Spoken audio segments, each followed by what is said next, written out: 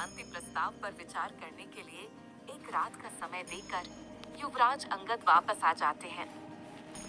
रावण के दरबार में हुई सभी गतिविधियों के कारण लंका के सभी प्रियजन सोचने पर मजबूर हो जाते हैं कि श्री राम का एक दूत हनुमान पूरी लंका को जलाकर चला गया था, तथा दूसरा दूत अंगद सभी योद्धाओं को चुनौती देकर चला गया, लेकिन कोई उसकी चुनौती का सामना नहीं कर पाया और वह पूरी सभा को लज्जित करके चला गया। इसी विचार से महाराजा रावण के नानाजी माल्यवान ने रावण को समझाने का प्रयत्न किया कि हे दशानन, जिनके केवल 2 दूत लंका के सभी योद्धाओं का सर शर्म से झुकाकर चले गए हो, वह कोई साधारण मानव तो नहीं हो सकता। इसीलिए मेरा मत आपको यही है कि इस युद्ध का जो मुख्य कारण आपका सीता को अपनी पत्नी बनाने हट है, उसे त्याग दीजिए।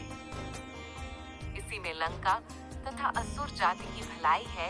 एक सफल राजा वही होता है जो को केवल अपने हित के स्थान पर अपनी प्रजा का हित सर्वोपरि रखे। साथ ही यह भी सोचने योग्य बात है कि शांति प्रस्ताव शत्रु की तरफ से आया है, इसीलिए तुम्हारा पलड़ा अभी भी भारी माना जाएगा। यदि तुम शांति प्रस्ताव स्वीकार कर लेते हो, लेकिन अहंकार के वश में लंकेश रावण तथा उनका पराक्रमी पुत्र इंद्रजीत माल्यवान जी के परामर्श को नकार देते हैं। वहीं दूसरी ओर रावण की पत्नी मंदोदरी अपने पति को लेकर बहुत चिंतित थी, इसलिए उन्होंने अपने पिता मई दानव से रावण को समझाने का आग्रह किया। अपनी पुत्री के आग्रह पर रावण के ससुर मई दानव रावण को आने वाली विपत्ति से सचेत करते हुए कहते हैं कि हे रावण, श्री राम कोई साधारण मानव नहीं है, स्वयं नारायण का अवतार है, जो कि असुरों का अंत करने के लिए इस पृथ्वी पर आए हैं। आप यह स्पष्ट देख चुके हैं कि समुद्र पर सेतु बंधन जैसे असंभव कार्य को भी उन्होंने संभव करके दिखाया है। उनका केवल एक वानर दूत हनुमान लंका को जलाकर तथा आपके पुत्र अक्षय कुमार का अंत करके चला गया।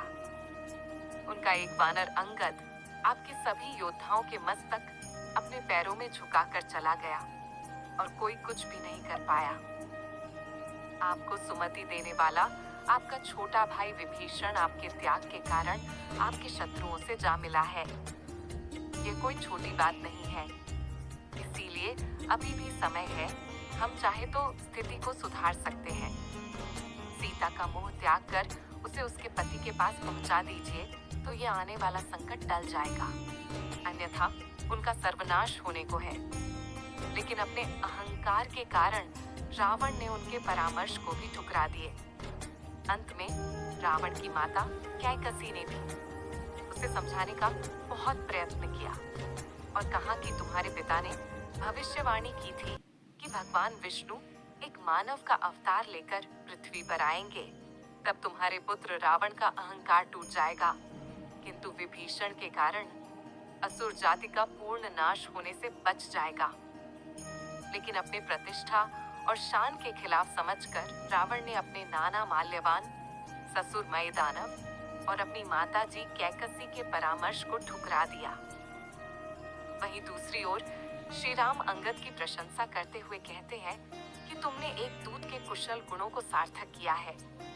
किस तरह तुमने अपने प्रभावी संचार कौशल द्वारा रावण के सभी योद्धाओं को चुनौती दी तथा अपने स्वामी का संदेश इतने प्रभावी तरीके से उन्हें सुनाया कि उनके सभी योद्धाओं को लज्जित करके अपने पैरों में उनके सर झुका दिए।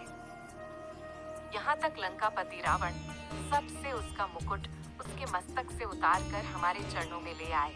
लक्ष्मण जी ने भी अंगद के इस साहसपूर्ण कार्य की बहुत सराहना की। वही सभा में विभीषण के गुप्तचरों द्वारा दिए गए समाचार में यह पता चलता है कि रावण ने शांति प्रस्ताव तथा अपने सभी संबंधियों के परामर्श को मानने से इनकार कर दिया है और यह निश्चित है कि कल युद्ध अवश्य होगा। अगले दिन प्रातः श्री राम और लक्ष्मण सूर्य देव को प्रणाम करके उन्हें जल अर्पण करते हैं। तभी हनुमान द्वारा युद्ध का शंखनाद कर दिया जाता है। श्री राम की वानर सेना हर हर महादेव का नारा लगाते हुए जय घोष करती हुई लंका पर चढ़ाई कर देते हैं। सबसे पहले लंका के पूर्व के द्वार, जो कि लंका सबसे मुख्य द्वार है, उस पर आक्रमण किया जाता है। अभी तक लंका की तरफ से कोई प्रतिक्रिया नहीं की गई थी, इसीलिए लंका के सभी द्वार अभी भी बंद थे, जिन्हें तोड़ने के लिए वानर सैनिक बड़े बड़े लकड़ी के टुकड़े को साथ ले जाकर उन पर टक्कर मारते थे। कुछ वानर सेना की बड़े बड़े पत्थर से लंका के दुर्ग पर मौजूद सैनिकों पर वार कर रहे थे तथा लंका के भीतरी भागों में भी पत्थरों से हमला कर रहे थे। यह समाचार बाढ़ का लंका के राजा रावण ने भी अपनी सेना को श्री राम की सेना का जवाब देने के लिए प्रतिक्रमण करने का आदेश दिया।